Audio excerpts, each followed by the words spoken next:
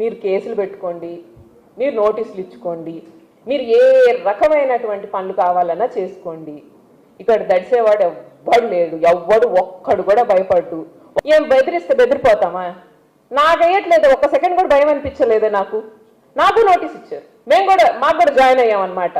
ఆడవాళ్ళ మీద అత్యాచారం జరిగిందని ఆడవాళ్ళు అడిగితే ఆడవాళ్ళ మీద నోటీసులు ఇస్తారు. అది ఆ స్థాయికి ఆంధ్రప్రదేశ్ని తీసుకెళ్తున్నారు. రోజు రోజుకి వికృతి చేష్టాలు ఎక్కువైపోతున్నాయి అన్నమాట. తాటాక్ చప్పుళ్ళకి భయపడేదే లేదని ఇది వరకు చెప్పాను, ఇప్పుడు చెప్తాను. ఎప్పుడైనా కానీ ధైర్యంగా ఎటువంటి సిచ్యువేషన్ అయినా ఫేస్ చేస్తాము.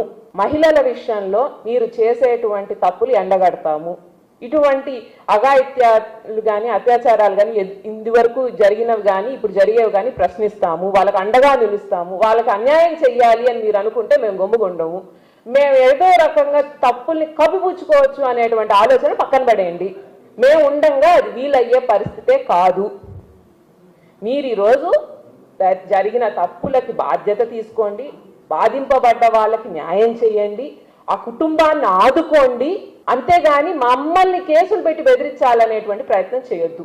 ఈ రోజుటికైనా ఈ లిక్కర్ పాలసీల్లో మార్పు రావాలి, గంజాయిని నిరోధించాలి అని మేము డిమాండ్ చేస్తున్నాము.